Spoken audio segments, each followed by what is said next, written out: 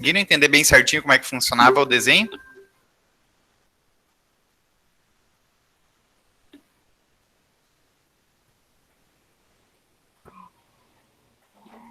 Sim, professor. Deu para entender? Tá, então vamos fazer só uma pequena revisãozinha, né? Então, o que a gente viu que eram as nossas entidades? Quem lembra o que é uma entidade?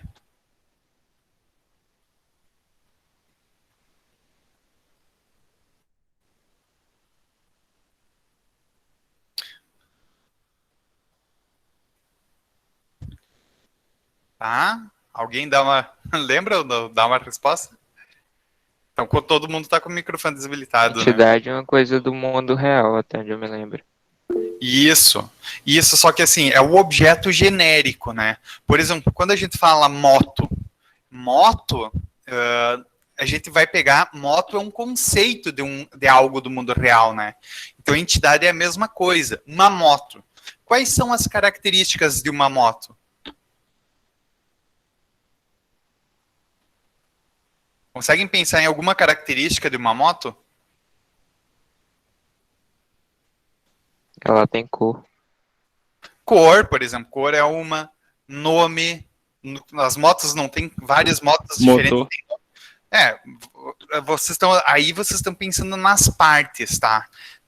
Tu tá falando das partes que compõem uma moto, das peças da moto. Só que nesse caso a gente não quer saber isso. Por exemplo, quando tu fala de uma moto, por exemplo, vamos supor que tu comprou uma moto. Como tu descreveria para um amigo teu como é essa moto?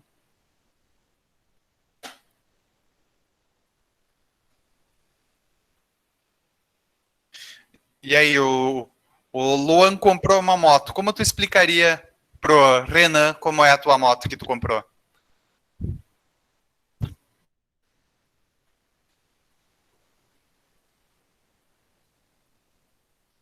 Ou alguma outra pessoa? Quer tentar explicar? Como vocês explicariam para um amigo de vocês a moto que vocês compraram? Começaria pela cor, né? Isso, daí depois da cor. Fala um pouco sobre Que o a marca, preço. se a moto fosse Honda, por exemplo. Isso, vocês iam dar os detalhes, as características. Quais que são outras características bem comuns? A marca da moto, né? O nome da moto. Por exemplo, ela é uma Yamaha. A potência da moto. Oi? A potência da moto. Então, tipo, a gente vai dizer o preço, a marca, o nome, a quantidade de cilindradas, né? A potência, se ela é a cor. Então, todas essas são características de uma moto. Então, pensa assim, moto é o objeto do mundo real que a gente está falando. Então, só que ela tem características. Quais que são as características? Nome, marca, valor, preço, cor, cilindradas, né, potência. Todas essas são características de motos. Agora, vocês imaginam que vocês têm uma loja que vende motos. Então, vocês vão precisar de um banco de dados para gravar isso. Então, esse banco de dados, o que a gente precisa? Exatamente essas informações. Qual é a moto, é o objeto do mundo real que a gente vai querer gravar. As características são os atributos, né? Moto é a entidade. As características são os atributos, que vai ser nome, marca, potência, cor, valor. E aí, os dados em si, é isso que eu vi que bastante pessoa ainda se confundiu. Os dados vai ser exemplos do mundo real de motos. Por exemplo, uma Yamaha, sei lá o nome de moto, eu não conheço muito o nome de moto, mas vamos pegar um carro, por exemplo. Um Gol vermelho, 2 portas. Aí é um exemplo de um carro, né? É uma instância. Lembra que a gente viu a diferença de esquemas e de instâncias? Esquemas é a representação lógica. Instância é o objeto físico, né? Por enquanto a gente está falando de entidades, atributos, relacionamentos, a gente está montando o esquema do banco de dados, ou seja, a parte lógica. A gente não quer exemplos físicos. Por exemplo, se a gente for pegar aqui na nossa escola, né? aqui na turma eu vou falar, eu tenho alunos. Quais que são as características, os atributos de alunos? Alunos é a minha entidade. Os atributos de aluno vai ser o quê? O número de matrícula de vocês, o nome de vocês, o gênero de vocês, a altura. Então, são as características que definem alunos. A data de nascimento. Agora, se eu pegar o Renan Damasceno com o seu CPF, com a sua altura, seu número de matrícula, ele é uma instância de um aluno, ele é dados de um aluno. Ele já é um aluno específico. Seria uma entrada no nosso banco de dados. Já seria um valor que ficaria gravado. Ele já não está falando mais do esquema, né, da coisa genérica. Aqui nos desenhos que a gente está tendo, a gente ainda está preocupado não com o dado. A gente está preocupado com o esquema, com o genérico. A gente quer saber quais são as entidades e os seus atributos, né? Então a gente quer saber de alunos, de disciplinas, mas a gente não quer saber do Pedro, do João, da Maria, de matemática, inglês, banco de dados. A gente quer a descrição de algo genérico que existe. Então, aluno, disciplina, moto, carro, médico. A gente não quer exemplos reais, físicos, ainda que existem, porque esses exemplos reais e físicos que existem vai ser depois os dados que vão ser gravados. Esse é o que a gente vai gravar dentro do banco de dados.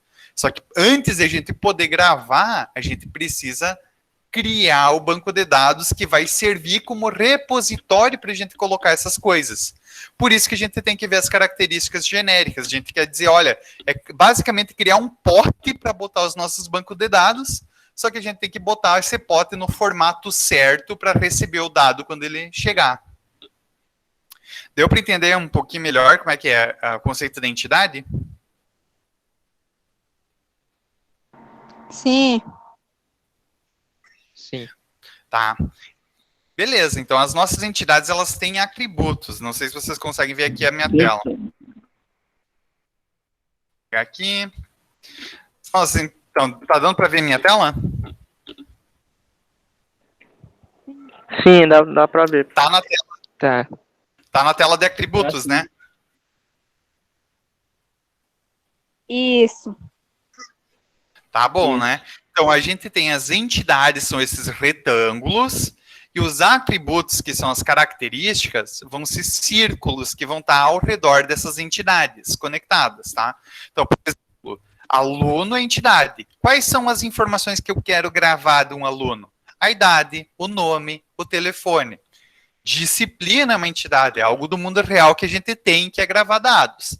Quais são os dados que a gente quer gravar? A área da disciplina, por exemplo, se é informática, se é administração, se é recursos pesqueiros, né? O nome da disciplina, por exemplo, o banco de dados, a ementa. Peraí, acho que mais alguém entrando. Tá. João Vitor entrou agora também. E a gente viu que tem atributos, lembra que a gente tem vários tipos, né? Então, no exemplo que a gente fez do desenho, tinha atributo multivalorado. Então, a gente tem atributos compostos, né? Por exemplo, aqui, eu tenho alunos que têm um nome, uma idade e um endereço. Só que se tu for ver aqui, ó, o nome é só o João, a idade é só 88. Mas o endereço é Rua Princesa Isabel, número 60, bairro Vila Rica, cidade Feliz, estado Rio Grande do Sul, CEP 95770. Então, olha o endereço não tem muito mais informação que nos outros? Não tem várias coisas dentro do endereço? Rua é uma coisa, número da casa é uma coisa, o bairro é uma coisa, cidade é uma coisa, o estado é uma coisa e o CEP é uma coisa. Então, todas essas características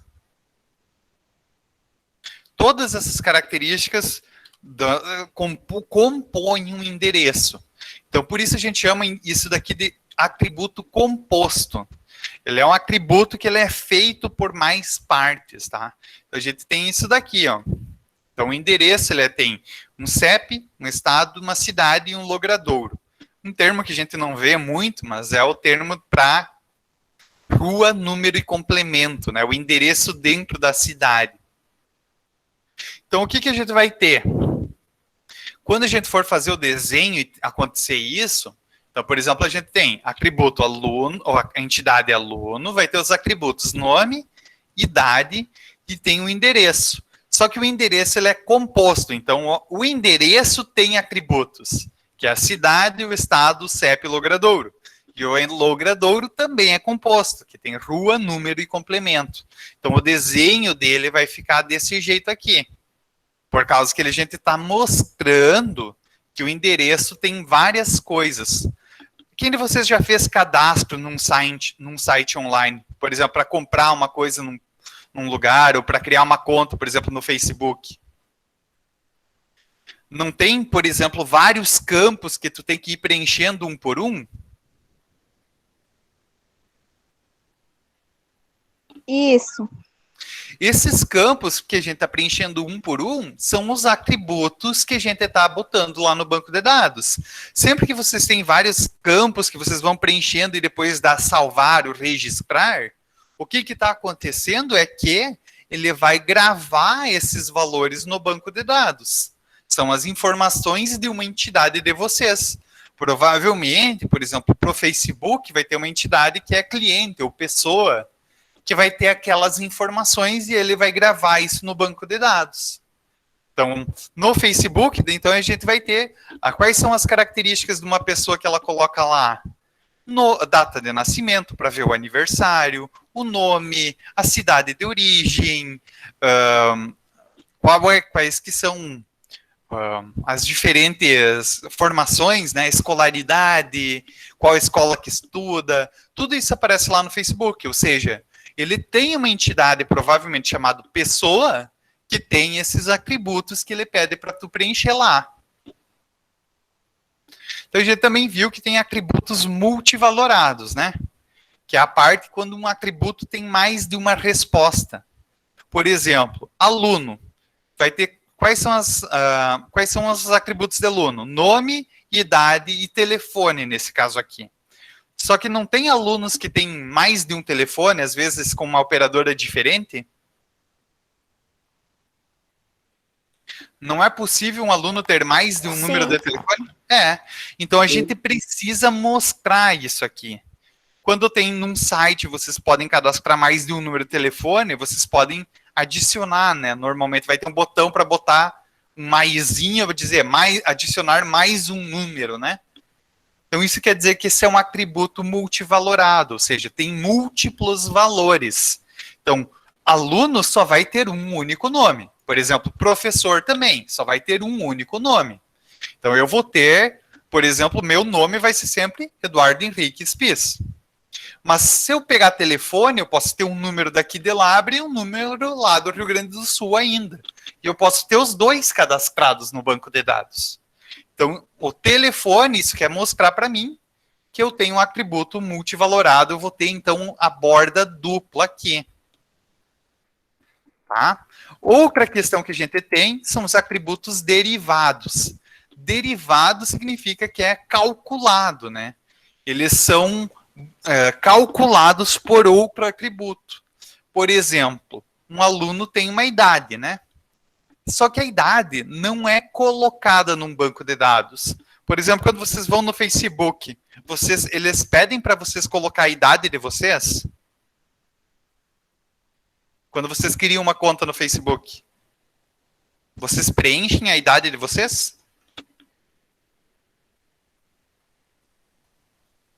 Não lembro. Não lembra? Ninguém lembra? Não preenche não, Renan. Não Portanto, preenche, só a só data de nascimento que preenche. Isso, exatamente. Agora imagina assim, se vocês gravassem no banco de dados a idade, imagina que nem aqui tem na apresentação, tem o aluno e o aluno tem uma idade. O que aconteceria se vocês gravassem no banco de dados a idade de uma pessoa? Por exemplo, a idade de um aluno.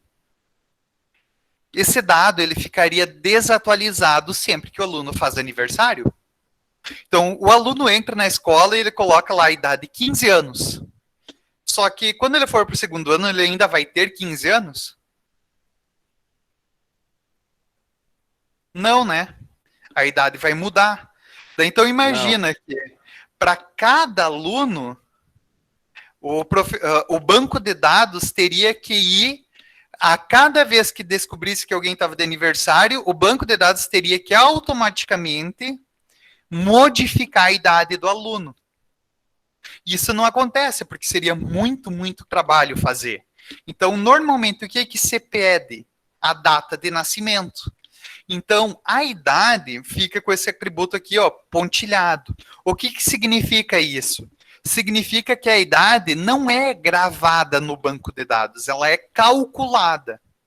Então, a gente vai gravar a data de nascimento, mas a gente vai calcular a idade sempre que alguém solicitar. Por exemplo, o Facebook, vocês vão colocar a data de nascimento de vocês, mas ele vai dizer, ó, quando vocês fazem aniversário, quantos anos vocês fizeram. Por quê? Porque ele vai subtrair o ano que a gente tá pela data de nascimento de vocês. E ele vai calcular a idade de vocês. Então, a idade é um atributo derivado. Ele não existe no banco de dados. Ele não está gravado no banco de dados. Ele é calculado quando a gente precisa. Tá? Então, deu para entender até aqui, pessoal? Sim. Então, aqui é outro Sim, conceito. professor. Outro conceito que é bem importante que a gente vai ter é a ideia de uma chave primária. A chave primária é Sim. a forma que a gente tem de identificar unicamente cada instância de uma entidade. Por exemplo, não existem casos... Vocês conhecem alguma pessoa que tem o mesmo nome que vocês?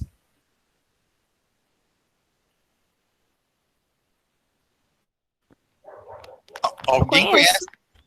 Com o mesmo nome e mesmo sobrenome? Não, sobrenome não, só o nome.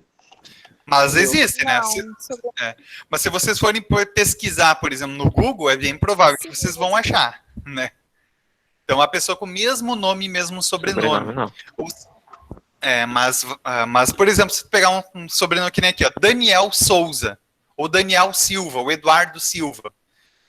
Então, que são nome... Eduardo é um nome muito comum. Eduardo é um nome que, pelo que eu vi, é tipo o 8º nome mais comum do Brasil, de homem, né? Então, Eduardo tá cheio. Eu, normalmente, nas minhas turmas de escola, tinha 2 Eduardos. Então, Eduardo já é um nome comum. Agora, imagina se o meu sobrenome fosse Silva, que também é um sobrenome comum. Então, quantos Eduardo Silva tu acha que existem no Brasil?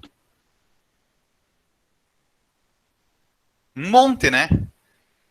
Agora, imagina se colocasse, então, identificar um aluno pelo nome e sobrenome, e quem sabe teriam 2 Eduardo Silva dentro da escola.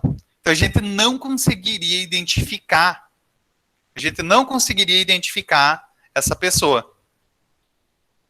Então, para identificar, a gente precisa de uma chave primária, né? Que ela é um número ou um código, ou alguma coisa que identifica unicamente cada instância. Por exemplo, no aluno a gente vai ter, então, CPF, né? Tem algum outro valor que a gente poderia usar como chave primária no aluno? Um valor que identifica unicamente cada aluno, que nunca pode ter cópia.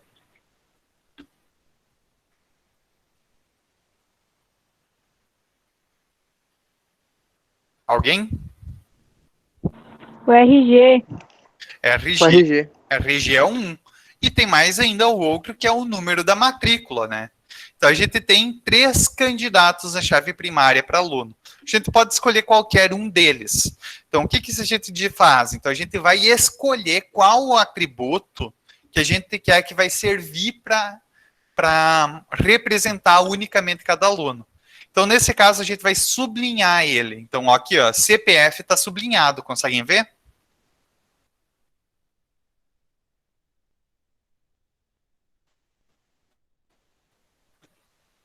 Hein, pessoal? Consegue ver aqui no desenho que o CPF está sublinhado?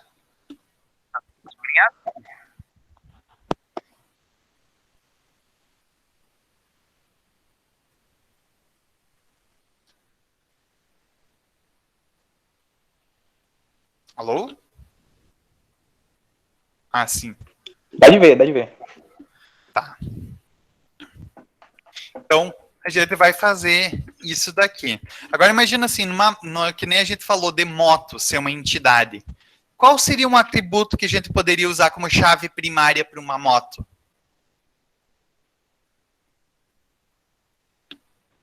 A chave da ignição. Não. Chave de ignição é uma peça, né? Eu estou dizendo, por exemplo, que nem nome da moto, cor da moto, são características, atributo. Qual seria um A atributo? placa da moto. A placa da moto pode ser chave primária, porque vai ser uma forma de a gente identificar unicamente cada moto, que não vai ter duas placas iguais. A placa é exatamente uma chave primária. Tá? Então, ainda depois disso, a gente tem a parte que é de relacionamentos, né? Que então a gente viu as entidades e as entidades têm atributos. Também, professor. Oi? Tem como repetir? Numeração da moto também. A numeração, número de chassi, né? Também pode ser. Se tiver alguém falar alguma coisa. Número de chassi, exatamente, é um ótimo indicador também, uma ótima candidata à chave primária. Tá? Então, esses são os nossos candidatos à chave primária que a gente tem. Então, a gente tem as entidades, essas entidades têm atributos. E a gente vai ver que, então, sempre essas entidades se relacionam. Por exemplo, olha aqui. Relacionamentos descrevem conexões entre dados. No mundo real, os dados sempre estão envolvidos em relacionamentos. Duas pessoas podem ter um relacionamento chamado de namoro, amizade ou parentesco. Ou seja, relacionamentos são formas de descrever como duas entidades estão conectadas. Por exemplo, a gente vai ter no Facebook.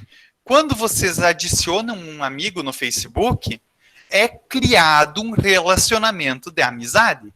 Ou seja, duas pessoas, ou seja, duas instâncias da entidade pessoa se relacionam como amizade. Ou seja, existe uma conexão entre duas pessoas.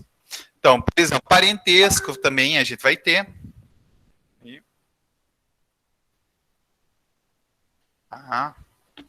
Então, parentesco é outro tipo de relacionamento. E ainda namoro, né? O relacionamento também é outro tipo de relacionamento que a gente pode ter. Só que, é claro, aqui eu usei um exemplo do mundo real que fica mais simples de entender. Mas a gente não, aqui sempre está entre duas pessoas, né? Mas a gente pode ter relacionamento entre coisas distintas. Por exemplo, um aluno estuda em uma escola, né? Então, por exemplo, um aluno tem um relacionamento com uma escola, que é o relacionamento de estudar. O aluno cursa um curso específico. Por exemplo, a entidade aluno que a gente viu tem um relacionamento com o curso. Por exemplo, vocês são alunos que têm um relacionamento com o curso técnico em informática. Dentro do curso técnico em informática, vocês ainda fazem disciplinas. Então, a lista de alunos de banco de dados não necessariamente é a mesma lista de alunos de análise de sistemas. Ou seja, tem relações entre a entidade aluno e relação disciplina. Então, a gente vai pegar aqui, para descrever relacionamentos, a gente vai usar esse losango, né? Esse losango aqui no meio é um relacionamento. Então, por exemplo, aqui eu tenho um funcionário, que é uma entidade, trabalha para um departamento, que é uma outra entidade. Trabalha para é o nome que eu dei para esse relacionamento entre um funcionário e um departamento. Então, o funcionário vai trabalhar para um departamento. Então, vocês podem colocar o nome dos relacionamentos. Então, vocês vão normalmente colocar um nome que descreve um pouco essa relação. Por exemplo, um aluno cursa um curso. Um aluno faz uma disciplina. Então, o nome do relacionamento que está aqui no meio, vocês que vão dar normalmente, baseado na compreensão de como esse relacionamento funciona, né? Então, a gente vai ver que vai ter papéis, né? Por exemplo, papéis que papel é desenvolvido por cada entidade. Por exemplo, um funcionário trabalha num departamento como um trabalhador, né? Que é o funcionário faz o papel de trabalhador aqui. E o departamento emprega o funcionário, né? Então, a gente pode ler esse diagrama aqui, esse desenho, da esquerda para a direita, de funcionário para departamento, né? Ou da direita para a esquerda. Então, a gente vai ler assim, um funcionário trabalha... Professor, não tá dando de ver, não. Oi? Não tá dando pra ver. Não? Agora sim, agora sim. Ah, tá. Tá dando agora. Tá, eu acho que é porque não dá para maximizar, então. Então, aqui, ó, tem o funcionário, trabalha para um departamento. Avisem quando não tá dando para ver, né? Tá? Então, aqui, a gente vai ter um outro desenho, que é uma forma de locadora de filme, né? Imagina assim, agora a gente não tem mais muitas locadoras de filme, né? Mas antigamente tinham bastante. Aqui em Labre ainda tem uma locadora de filme? A maioria já acabou, não já. sei. Eu acho que a maioria já acabou, né? Mas antigamente, quando vocês iam lá, não tinha que ter, por exemplo, olha, não tinha um programa... Que eu conheço, não. Mas assim, se vocês forem pegar locadores de filme, normalmente tinham programas para controlar, né? Ou no papel, né? Eles provavelmente tinham um registro de quais são os filmes que eles tinham disponíveis, né? E quando um cliente chegava lá, ele alugava um filme. Então, ó, a gente tem uma entidade cliente, que tem um nome e um CPF, que o cara lá, o atendente, vai anotar. O Renan, com seu CPF, que é um cliente, chegou no dia tal para alugar um filme. Qual filme? Aí, um filme que ele gosta, nome, gênero e uma duração.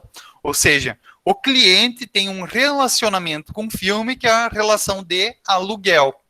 E esses relacionamentos também podem ter atributos, tá? Então, a gente pode ter informações que são do relacionamento, né? Por exemplo, data de locação faz sentido ser um atributo do cliente?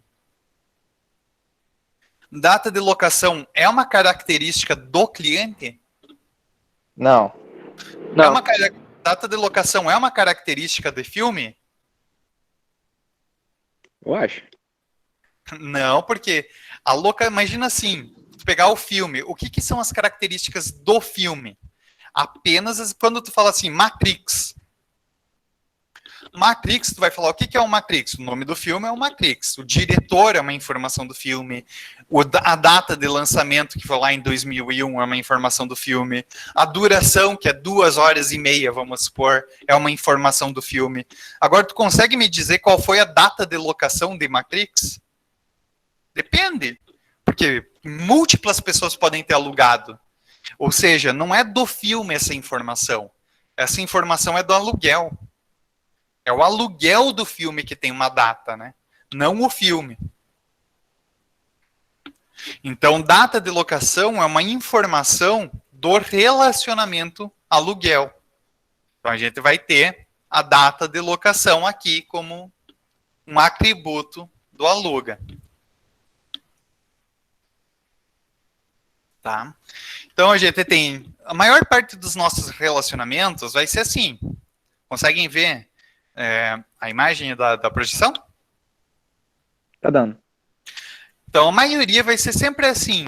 Os quadradinhos vão estar conectados por um losango. E normalmente vai ser entre dois sempre, tá? Vai ter... Sim. As entidades sempre vai ser que a gente chama de relacionamento binário. que é o caso de tu ter duas entidades conectadas por um relacionamento. Esse é o caso comum. Mas pode acontecer, porém mais raro, né, de tu ter um relacionamento que conecta 3 entidades, ou mais até. Por exemplo, aqui no caso de uma loja de peças, tá? Por exemplo, aqui tu tem um fornecedor que fornece uma peça para um projeto. Então, aí acontece o fornecimento, é um relacionamento que envolve 3 entidades, né? O fornecimento, tu tem que saber qual foi o fornecedor, qual foi a peça e qual foi o projeto. Então, isso daqui é um pouquinho diferente como é que funciona. Mas, assim, falando bem sinceramente, é bem raro de ser usado. Então, é bem provável que vocês não vão ver isso nos exercícios, tá? Mas existe. Então, aqui tem um outro desenho, que é a ideia de um relacionamento unário, ou chamado de recursivo também. Que é o caso de um relacionamento de uma entidade consigo mesma, tá? Então, por exemplo, aqui, ó, estão vendo que tem funcionário, daí tem o losango, que é gerencia. Vou botar aqui só. O losango gerencia, ele está conectado com as 2 pontas no funcionário, tá? Isso significa o quê? Um autorrelacionamento, né? Um relacionamento recursivo. Isso quer dizer que um funcionário gerencia um funcionário. Só que o que parece que tu está falando da mesma coisa, né? De um relacionamento com si próprio. Mas não é. É um relacionamento, a entidade é a mesma, tá? Por exemplo, ó, o relacionamento da entidade funcionário com ela mesma. Só que as instâncias vão ser diferentes, tá? Por exemplo, no mercado, o gerente e o caixa são funcionários. Mas um funcionário que é o gerente gerencia um outro funcionário que é o caixa. Ou seja, tem o papel ali. Então, o relacionamento unário, ele é com a mesma entidade, mas com indivíduos diferentes. Por exemplo, que é a ideia do relacionamento de amizade que a gente viu lá no Facebook. Uma pessoa faz amizade com uma pessoa. Então, se a gente tivesse que modelar o Facebook, a gente colocaria aqui, pessoa tem um autorrelacionamento que é amizade com pessoa. Então, poderia ser o Eduardo tem um relacionamento de amizade com o Johan. A gente poderia ter esse relacionamento aqui. Então, quando a gente tem um autorrelacionamento, é sempre instâncias diferentes da mesma entidade, né? Instâncias são dados. Por exemplo, aqui, ó, o funcionário Pedro gerencia a funcionária Ana. Ou seja, Pedro é um funcionário que é um gerente.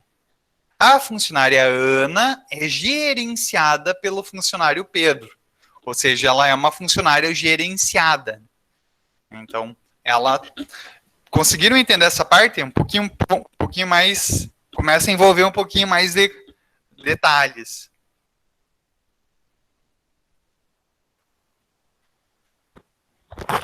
Tô entendendo. Mais ou menos. Isso aqui é só para vocês Dá pra entenderem. ir. Quando vocês Eu forem entendi. fazer... Quando vocês forem fazer os desenhos, né? Sempre que uma entidade tem um relacionamento consigo mesmo, tá? É importante lembrar que as instâncias são diferentes, tá? Então, aqui tem outro conceito que é bem importante, e é o nosso conceito final, é cardinalidade. Cardinalidade são os numerozinhos, né? São as quantidades de relacionamentos. Por exemplo, vamos pegar aqui o Facebook. Qual é o número máximo de amigos que uma pessoa pode ter no Facebook? 5.000. 5.000. Nossa, eu não sabia que tinha um número máximo, mas... Então, beleza. Então, o relacionamento de amizade permite, então, 5.000 amizades, tá? Agora, o relacionamento de namoro permite quantos indivíduos? O normal é um, né? O normal é um, e o Facebook só permite um também. Veja que é 10. Oi? Ou seja, diferentes tipos de relacionamentos têm diferentes números de quantidade, né? Por exemplo, amizade tu pode fazer várias. Namoros, não. Namoros tu vai fazer um.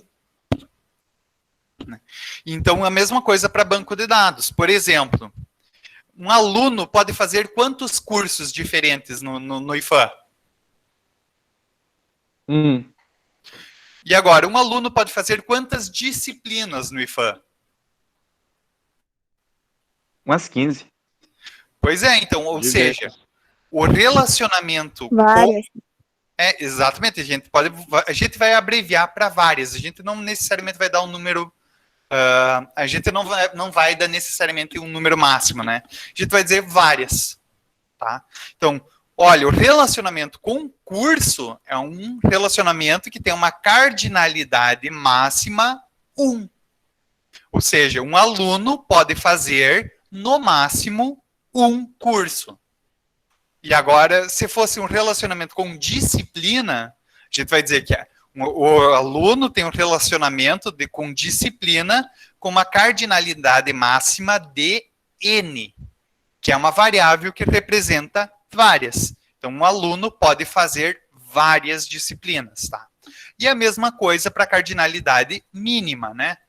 Um aluno pode fazer, no mínimo, quantos cursos no IFAM? Só um? Só um, né? Só um. Exatamente, ou seja, ele tem uma cardinalidade mínima de 1. Agora, se a gente fosse pegar aqui, um aluno tem um relacionamento com um projeto de pesquisa, que também, projeto de pesquisa seria uma entidade. Um aluno pode ter, no mínimo, quantos projetos de pesquisa? Acho que só um também. Não, no mínimo. Vocês têm projeto de pesquisa? Era Vocês para estão- começar agora no segundo ano, o PIBIC.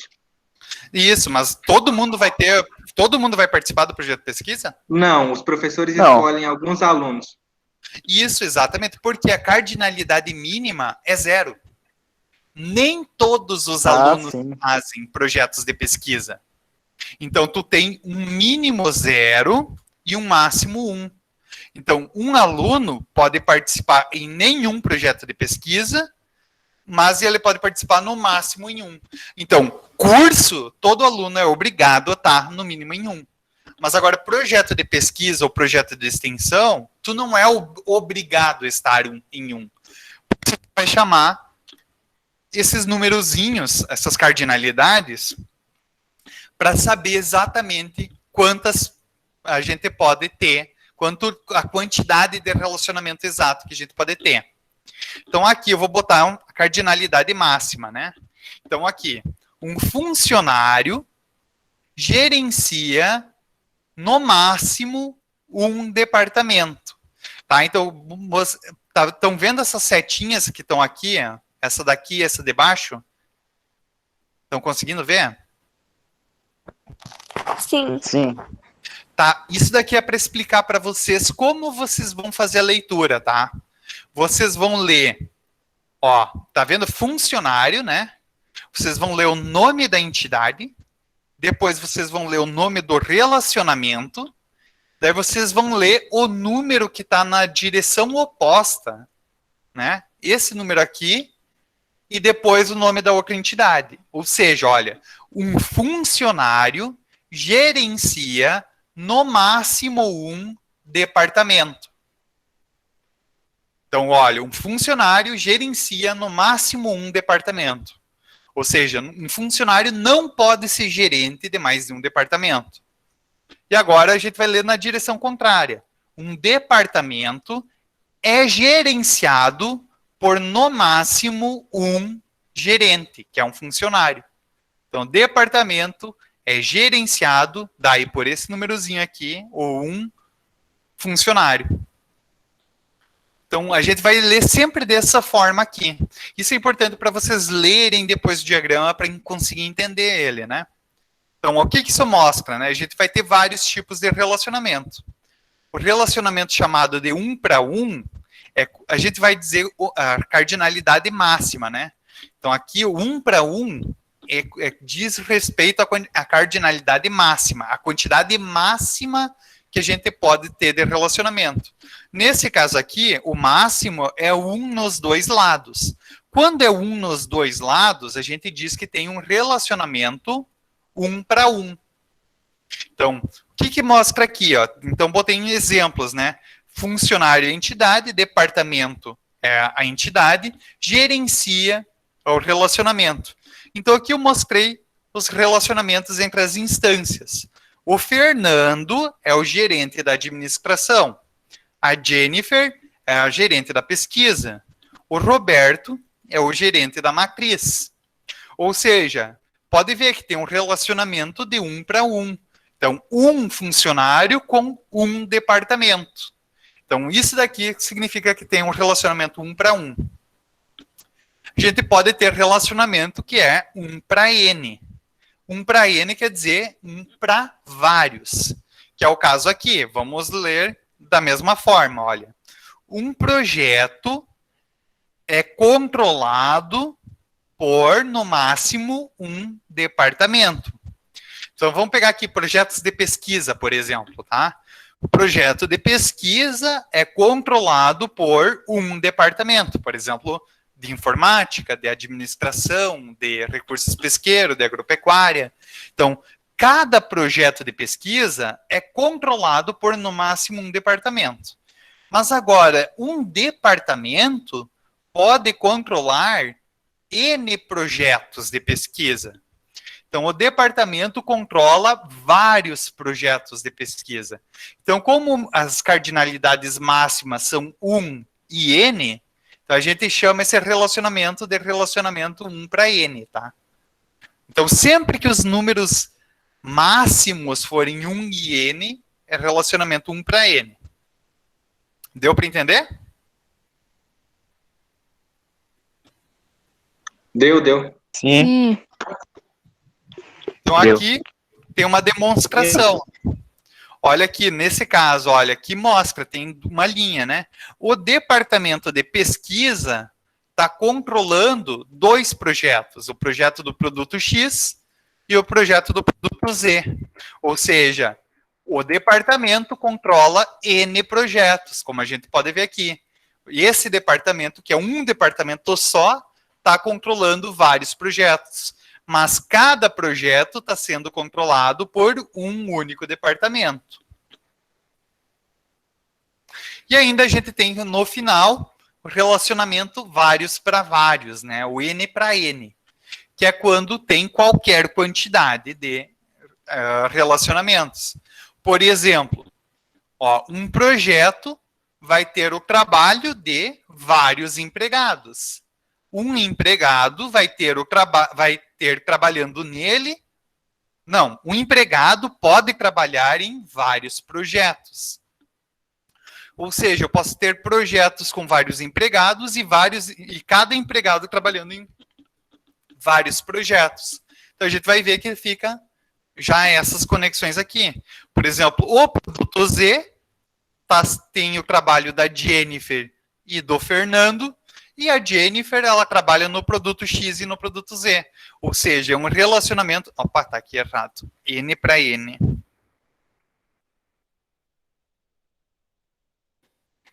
Então, um relacionamento N para N é quando tem vários para vários. Ou seja, todo mundo pode se conectar em várias quantidades, tá? Então, a gente vai pegar aqui as cardinalidades mínimas ainda, né? As mínimas não importa muito nisso, na nomenclatura. As mínimas a gente vai colocar sempre na esquerda, né? Dentro de parênteses.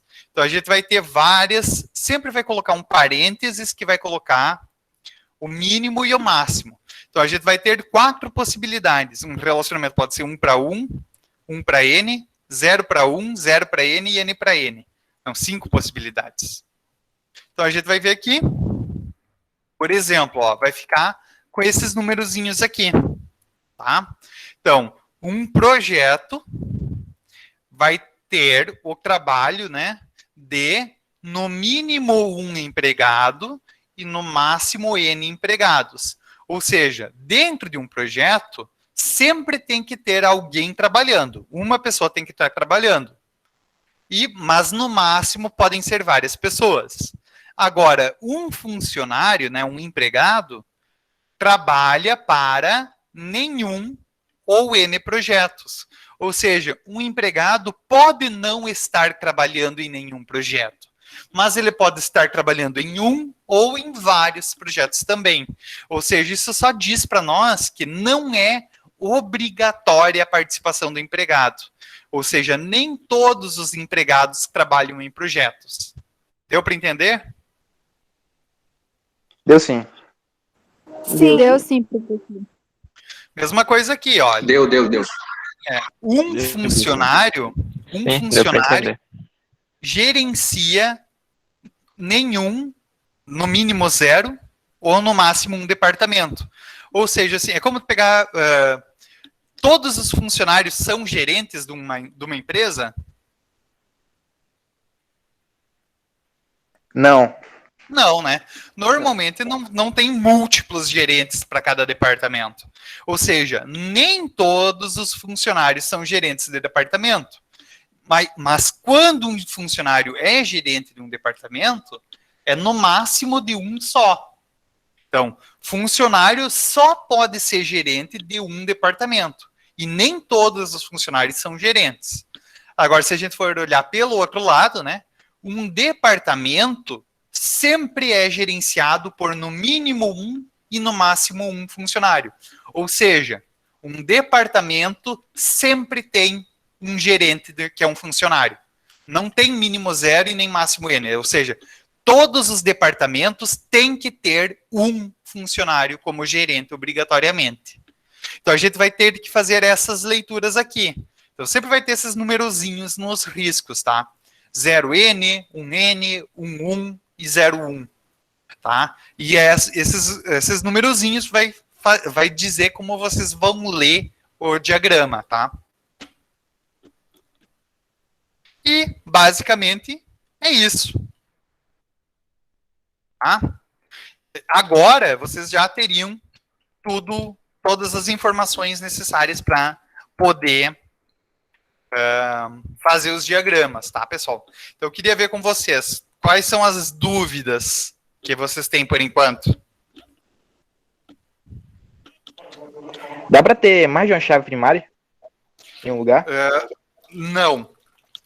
O que a gente pode ter? A gente vai ter, assim, chave primária é só a chave que vai ser usada na prática para identificar. Mas a gente pode ter atributos que são únicos, né, que a gente chama. Por exemplo, o aluno, normalmente a chave primária vai ser o número da matrícula. Por quê? Está falando de um ambiente escolar, né? Então, a gente vai dizer que número de matrícula identifica o aluno. Ele vai ter um CPF, vai ter um RG. E esses RG e CPF têm que ser únicos. Só que eles não vão ser a chave primária, né? Porque chave primária só pode ter uma. Só pode ter uma chave primária em cada entidade. A gente chama essas outras atributos que são únicos também, a gente chama de chaves candidatas. Ou seja, elas poderiam ser uma chave primária. Só que para uma ser, a outra teria que deixar de ser. São chaves candidatas, seriam bons candidatos para ser uma chave primária. Mas a gente vai escolher um desses sempre.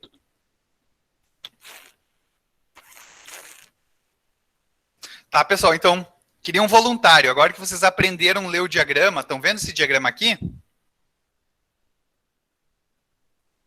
Estão conseguindo ver o diagrama aqui na tela? Sim. Então, eu queria um voluntário para fazer a leitura desse diagrama. Sim, professor. Sim, tô vendo. Olhando para esse diagrama, fazer a leitura desse diagrama. Então, um voluntário para ler esse diagrama para nós, para ver se deu para entender bem certinho.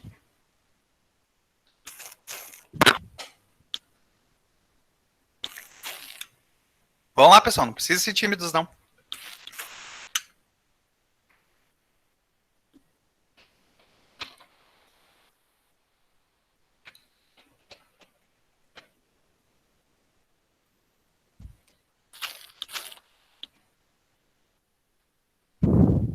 Ninguém?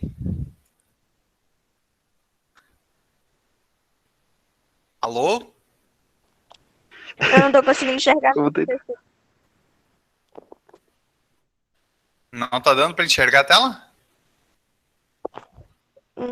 Pra mim não tá dando muito, não.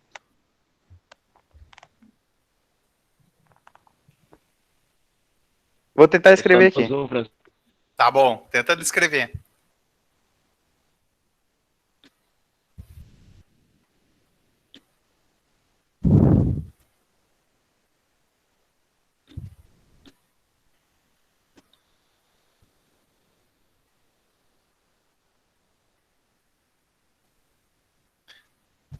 Opa.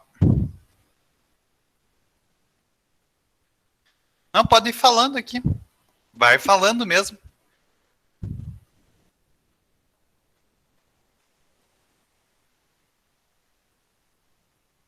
Tá, vou começar aqui, tá? Então depois eu quero que alguém continue, tá? Eu vou começar aqui. Estão vendo aqui, ó? Departamento é responsável por nenhuma, no mínimo nenhuma, ou no máximo várias disciplinas. Uma disciplina é a responsabilidade de no mínimo um e no máximo um departamento. Ou seja, né, uma disciplina é responsabilidade de um departamento. Então, uma disciplina é liberada por uma disciplina pré-requisito que é chamada deliberadora, né? Então, uma disciplina pode ser liberada por nenhuma disciplina, ou seja, ela pode não ter pré-requisitos, ou ela pode ter vários pré-requisitos. E uma disciplina liberadora, né, ela pode liberar nenhuma disciplina, ela pode não ser pré-requisito de nenhuma outra, mas ela também pode liberar várias outras disciplinas, pode ser pré-requisitos de várias. Então agora eu queria que alguém continuasse descendo esse diagrama, fazendo essa mesma descrição assim que nem eu fiz.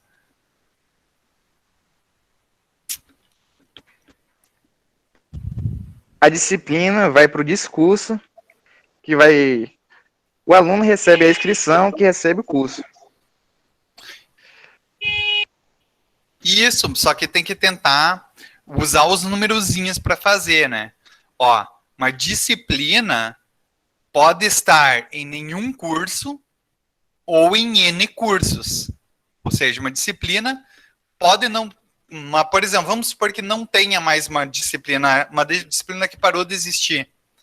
Que teve um curso, vamos supor que tivesse um curso que fechou. Vamos supor que tivesse um técnico em química que não tem mais. Essa disciplina de química pode não existir mais, né? Então ela não vai estar conectada a nenhum curso. Mas uma disciplina pode estar conectada a vários cursos diferentes, por exemplo, como é o caso de português. Então, português vai estar em todos os cursos, independente de qual for. Ou seja, disciplina tem uma relação com curso, que pode estar em nenhum curso ou em N cursos. Um curso pode não ter nenhuma disciplina ou várias disciplinas. Tá? Beleza, e agora de aluno para curso.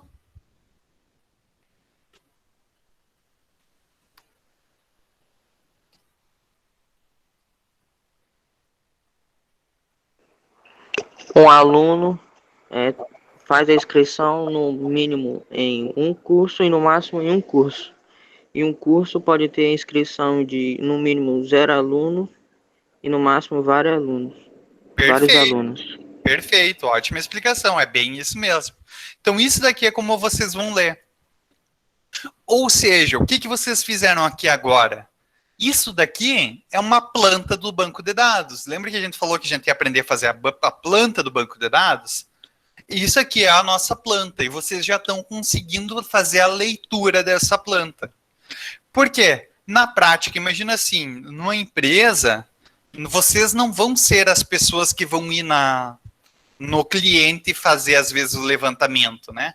Imagina assim, vocês vão trabalhar numa empresa de computação, uma empresa lá de programação. E essa empresa, vamos supor que ela está criando um software para uma farmácia. Ela não vai mandar todos os seus programadores para dentro daquela farmácia. Ela vai mandar uma pessoa só. Então, uma pessoa da empresa de computação vai ir lá dentro da farmácia e vai falar com os farmacêuticos, com o dono, com os funcionários, e vai ver bem certinho como a farmácia funciona. E esse funcionário que foi dentro da farmácia, então, vai fazer um desenho desses para vocês, e ele vai entregar esse desenho para vocês. E com esse desenho, vocês vão ter que fazer o banco de dados. Ou também o programa de computador. Porque nem todo mundo vai... Imagina assim, vocês como pessoas técnicos em informática, vocês não vão entender como funciona uma farmácia. Vocês precisam que alguém diga para vocês o que precisa ser feito. E essa planta, esse desenho, é justamente isso. É alguém que foi lá e falou, ó, é isso aqui que tem que ser feito. Então vocês estão aprendendo justamente também criar esses desenhos se forem vocês a pessoa que tiverem que ir lá dentro da farmácia conversar com o cliente. Imagina assim, vocês teriam que sair da conversa com o dono da farmácia e da observação da rotina de trabalho da farmácia e sair daqui com as informações suficientes para criar um desenho desses para passar para os colegas de vocês fazer o banco de dados. Deu para entender a utilidade disso? Sim. Sim, deu para entender. Sim. Sim, professor. Tá, beleza. Então agora vamos para a parte legal, que são os exercícios, né? Pois é. Não, vamos pegar aqui. Deixa eu abrir.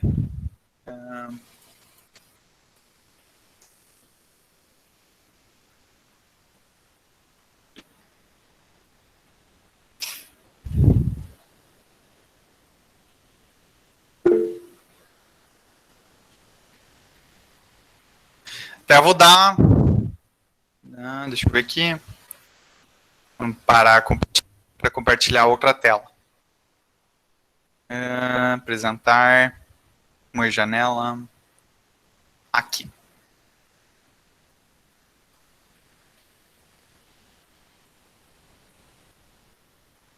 Espera aí.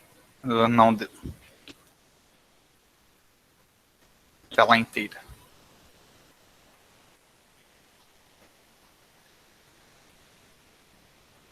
Tá dando para ver a tela ainda ou não? Tá. Sim. Tá dando pra ver. Tá, então, Tá vendo pessoal, só tudo. isso, então eu vou resolver aqui com vocês, tá? Um dos exercícios que tá na lista já, como um exemplo, tá? Peguei o último Ok. exercício da lista, tá? O último exercício, questão 12. Então, para dar como exemplo para vocês. Olha aqui. Projete um esquema, entidade de relacionamento, ER é a sigla, né, para entidade de relacionamento, que é esse desenho que a gente fez agora, para registrar informações sobre votos realizados no Congresso Nacional durante a sessão de 4 anos no Congresso, tá? Ou seja, isso aqui é só uma explicação do que a gente vai ter que fazer. Por enquanto aqui não deu para tirar nenhuma informação útil para nós, tá? Porque ele não está falando, olha, do que a gente tem que coletar dados. Isso começa aqui. O banco de dados precisa registrar cada nome de estado do Brasil e incluir a região do estado, cujo domínio é Nordeste, Centro-Oeste, Sudeste, Sul e Norte. Ou seja, estado é uma entidade. Como é que a gente sabe que é uma entidade? Porque ele tem atributo. Qual é o atributo do estado? O nome e a região do estado. Então, estado é uma entidade para nós. Então, vamos pegar aqui, vou criar o desenho.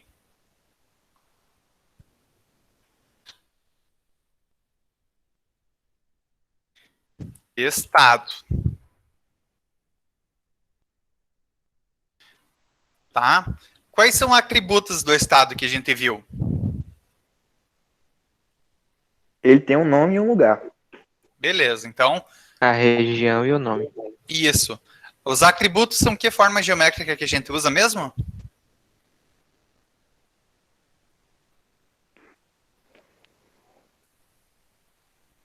As bolinhas, né? Os círculos. Isso.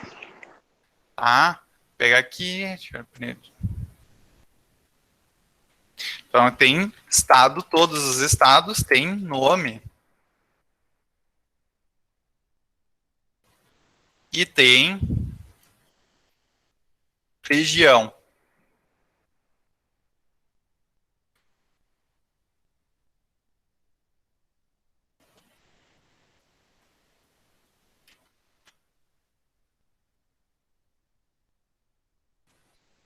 Tá? Um estado pode estar em mais de uma região? Não. Não. Não, ou seja, são atributos simples, normal. Não. Então aqui, beleza, essa parte a gente já fez desenho. Agora aqui, ó, cada congressista no Congresso Nacional é descrito por seu nome, mais o estado representado, a data de início em que foi eleito pela primeira vez e o partido político ao qual ele pertence. Tá? Então, qual é a nossa entidade desse trecho aqui? Congressista. Congressista. Congressista. Como é que a gente sabe que congressista é uma entidade? Porque ele tem atributos, o nome, o estado. Perfeito, Isso. perfeito. Tá? Ótima resposta. Então, a gente vai criar aqui um congressista. E o congressista também tem um nome. E o que mais ele tem? O estado que ele representa. Ah, agora a gente chega numa situação. Estado é um atributo do congressista, então?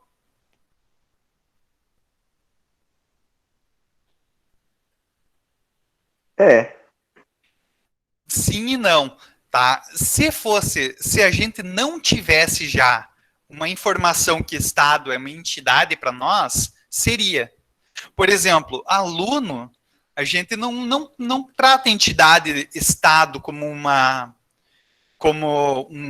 não trata o Estado como uma entidade para um aluno, porque a gente não está interessado na região de que ele é. Só que como a gente está falando de um congresso nacional, a gente quer saber quantos congressistas tem para cada região, Estado é algo mais importante, Estado virou uma entidade.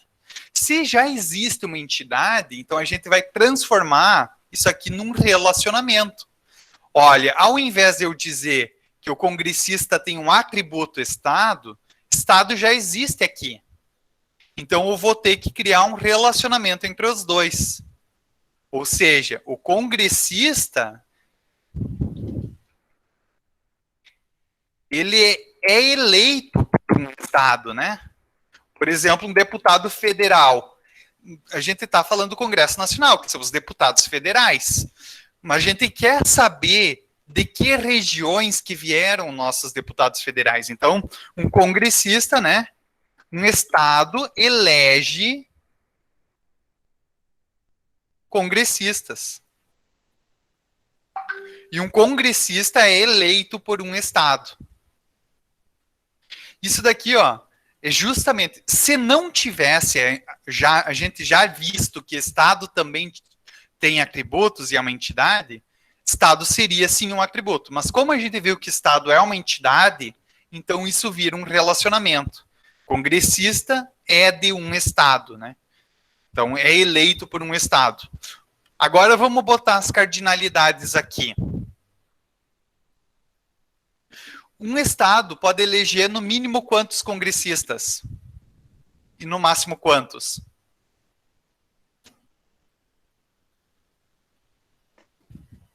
Uns 5. E no mínimo um, né? Eu acho que não dá para um Estado não eleger ninguém, né? Porque as vagas são pelos Estados, né? Então a gente vai botar aqui, ó. Todo Estado elege no mínimo, no mínimo um congressista e no máximo N congressistas. Ou seja, Agora, um congressista é eleito por quantos estados? Só um. Só um, né? Então, mesma coisa. É mínimo quanto e máximo quanto? Um. Mínimo 1 e máximo 1, certinho. Então, ó, beleza. A gente tá fazendo aqui. Terminamos essa parte aqui do texto. O banco de dados registra cada projeto de lei, ou seja, uma lei proposta, né? Incluindo o nome do projeto, a data de votação sobre a lei, se a lei passou ou falhou, e o proponente, né, o congressista que propôs a lei. Então, projeto de lei é uma entidade, né? Porque Sim. ela tem seus atributos. Então, a gente vai pegar aqui. Projeto de lei. Os atributos vão ser, então, o quê? O nome do projeto.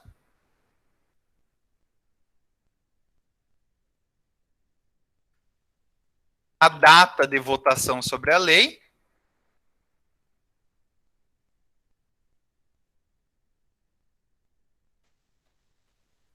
Data de votação.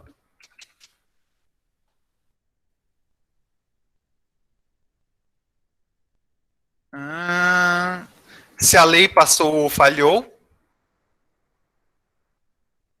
Vamos chamar de aprovação, então. Aprovação. Se é sim ou não, né? Se foi aprovado ou não.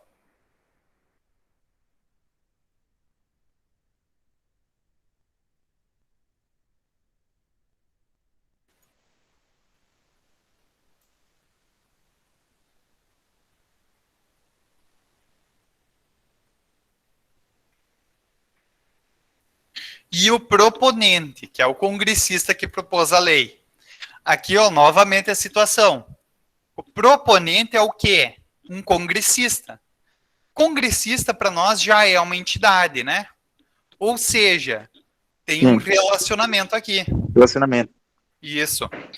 Qual que é o nome que a gente pode dar para esse relacionamento? Do congressista e para o projeto de lei?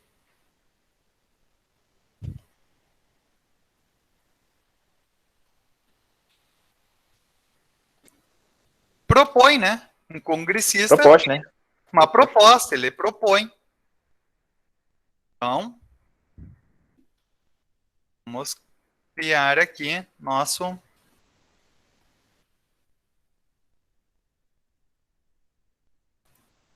Beleza, novamente, a gente tem que ver quais vão ser as cardinalidades. Um congressista pode propor no mínimo quantos projetos e no máximo quantos? Qual é o mínimo e o No máximo? mínimo 1 e no máximo N. Todos os congressistas fazem projetos de lei? Todos os deputados fazem projetos? Não. No mínimo, No mínimo 0 e No no, mínimo máximo acho que é 0 e no 0 não máximo tem N. limite. Não tem limite. Perfeito. Mínimo 0, no máximo N. Agora, um projeto é proposto por quantos congressistas? Por N. No mínimo 1. No mínimo 1 e no máximo N. Isso mesmo. Isso. Perfeito. Tá? O banco de dados, então aqui a gente terminou essa parte. O banco de dados também registra como cada congressista votou em cada lei. Então, ou seja, o que é isso? O banco de dados registra como cada congressista votou em cada lei. A gente tem aqui a lei, né? Se ela foi aprovada ou não, e quem fez a proposta. Aqui tem um conceito já um pouquinho diferente que vocês vão perceber também. Vou pegar aqui. Que é o fato de eu poder ter mais de um relacionamento. Olha aqui, um congressista propõe lei. Só que aqui o que eu estou falando aqui, ó? Um congressista vota em leis. Porque então tem mais um relacionamento. É o de votar. Porque um congressista não pode votar em um projeto de outro congressista? Pode. Pode. Pode, então, ou seja, são relacionamentos diferentes. Mesma coisa, assim, duas pessoas. Pode. Uma pessoa tem um relacionamento de namoro, ele não pode ter um relacionamento de amizade com outra pessoa? Pode. Pode, porque são relacionamentos diferentes. A gente tem aqui um relacionamento de votar e o relacionamento de propor. Tá, agora, um congressista pode votar em quantos projetos de lei, no mínimo e no máximo? No mínimo 0 e no máximo N. Beleza. Agora, um projeto de lei pode ter no mínimo quantos votantes e no máximo quantos votantes? No mínimo 1 e No no mínimo máximo 0 N. e... Pode ser mínimo 0, por causa que pode todo mundo se abster. Pode todo mundo faltar. Mas e o que propôs? Tá, mas daí, mas mesmo que propôs, né? Quem sabe o cara tá doente. A gente tem É caso isso. no Congresso brasileiro, né? De ter projeto que ninguém foi votar, né? Então, beleza. Ó, só que aqui tem outra informaçãozinha ainda. Olha aqui no texto. E registrar como cada congressista votou. A gente, então, precisa saber o que ainda? O voto. Qual foi o voto? O valor, né? Voto.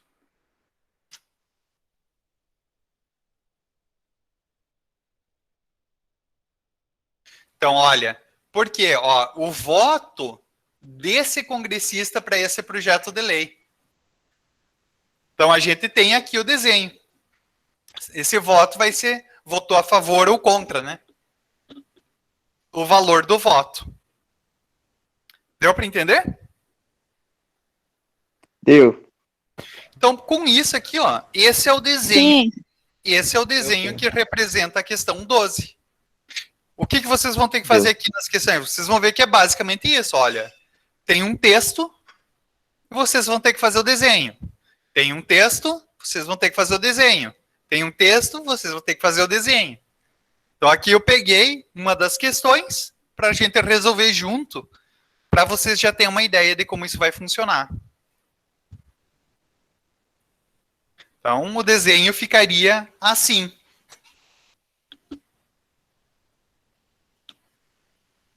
Agora conseguiram entender o que vocês vão ter que fazer? Sim, sim. Sim. Beleza, então, pessoal, vamos abrir para as dúvidas. Tem mais 10 minutos de aula, né? Então, tem 10 minutos para fazerem comentários, discussões, o que vocês acharam? Deu para entender? Tiveram dúvida? Acharam melhor a aula assim, ou preferem por vídeo lá no chat, como é que estava antes? Eu gostei da aula. Assim é melhor, dá de... É Dá pra melhor. entender muito melhor assim, dá. Muito. Beleza. É que nós não fazia isso, porque a informação Eu que achei foi assim passada... melhor. Pra entender. Nós falaram que não era para fazer assim, porque a internet de dados móveis não ia dar. Mas nós achava que não ia dar para todo mundo participar, né? Mas então, se tá dando para a galera participar, e daí qualquer coisa, vamos fazer, né? Desse jeito. E se tiver alguém que não conseguir, aí eu tô gravando já também por causa disso, né? Então eu posso deixar gravado e depois quebrar em vídeos menores para ir enviando, que também é uma solução. Ajuda até Daí- quem tá sem internet, né? É, exatamente. Eu posso gravar Ei, os... professor, Oi. professor, se tivesse como o senhor gravar o vídeo e criar um canal no YouTube e postar a aula inteira. Aí quem não conseguisse entrar aqui, entrava no YouTube. É uma boa ideia mesmo. Não, uma só no ótima ideia. WhatsApp mesmo. Não, só no Porque no WhatsApp mesmo. WhatsApp tem gente que não tem memória para baixar no celular. E consome mais internet. É uma boa ideia. Eu poderia fazer isso mesmo. Eu poderia fazer. Eu até vou ver. Eu acho que é uma boa ideia mesmo, porque eu posso fazer a aula e deixar lá. Tá? Então, acho que tem a questão de avisos, né? Eu falei para a galera que estava ali no início, mas já entrou mais gente. Também vai ter os jogos do IFAM, né? Sempre tem jogos. Normalmente vai ter. Normalmente é interclasses e não sei o quê, campeonato com as diferentes escolas, né? Que teria futsal, vôlei, os esportes normais, né? Só que como tá tendo a pandemia, esse ano vai ser mais restrito e vai ser tudo online. Então vai ter campeonatos de jogos online, vai ter campeonato de xadrez, de League of Legends e de Free Fire. Então as escolas podem organizar times para jogar.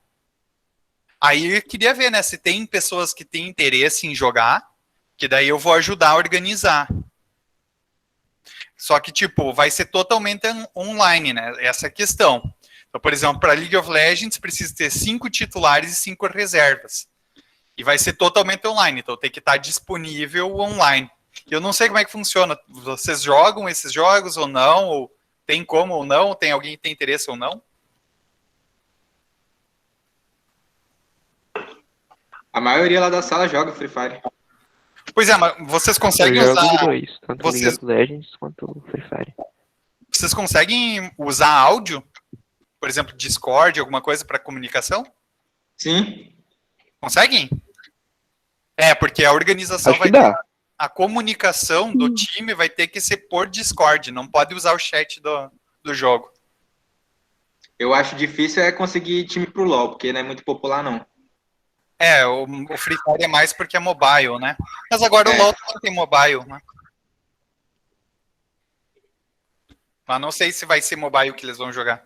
Pois é, então assim, quem quiser, quem tem interesse, me manda nome, me manda, quero participar.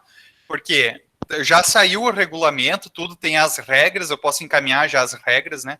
E o time é da escola, entende? Não é da turma.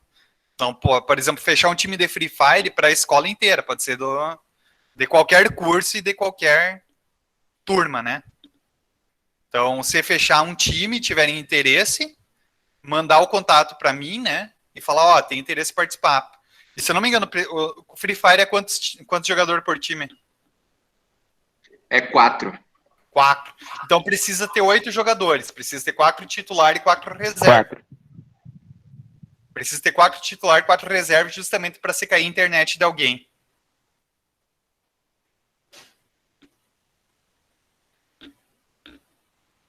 Daí vai ter esse campeonato. Deixa eu até ver se já diz a data aqui.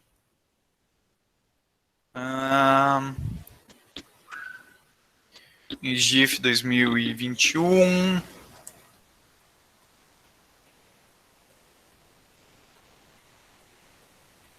Não, precisa ser 10. Então, para os 2 jogos tem que ser 10 jogadores. 5 titulares e 5 reserva.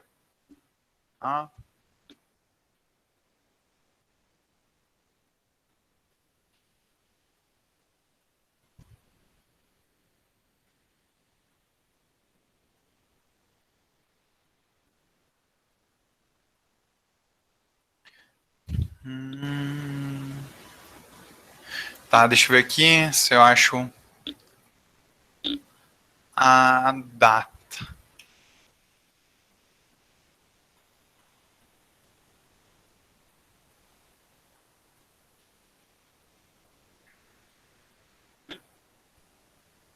Daí, então, se quiserem, se vocês quiserem participar, me manda ali no WhatsApp, né, a informação, que daí eu já vejo, né. Só que vai ter que ser tudo de casa, né, vai ser tudo remoto. Daí vai ter o Discord, servidor do Discord, que tem o link lá. Daí tem que entrar 15 minutos antes das partidas para jogar. Já manda lá no grupo lá as regras. Tá, beleza. Entendi. Então, acho que para a aula de hoje foi isso. Ficaram dúvidas? Deu para entender? Sugestões? Alguma outra coisa que querem falar ainda? Não, as dúvidas das semanas foram todas Não. explicadas Eu agora. entendi tudo certo. Fica bem mais fácil Muito agora. legal. Se dá para dar aula assim, fica bem mais fácil de passar o conteúdo, não? Bem melhor. Não, então. E, Oi? e sobre os projetos? Sobre os projetos Então, eles. do PIBEX. PIBIC vai ter PIBEX, né? Então, vai ter agora essa semana é para eu receber por e-mail quem foram os candidatos de cada projeto, né? E para daí começar a agendar as entrevistas. Essa semana eu tenho que começar a agendar as entrevistas com os candidatos. Mas eu ainda nem recebi. Já vai começar já? Oi? Já vai começar já? Essa semana? Já. Essa semana já vai começar as entrevistas. Só que eu ainda nem recebi a lista de quem foram os candidatos.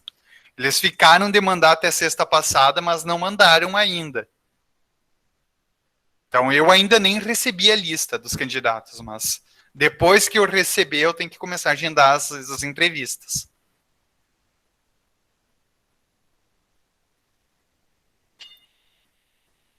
Alguma outra dúvida, outra questão? Não, professor. Agora não. Bom, então tá. Bom resto de tarde para vocês. E espero vocês na próxima aula. Tchau. Tchau, tchau. Tchau. Tchau. Tchau. Até mais. Até a próxima aula.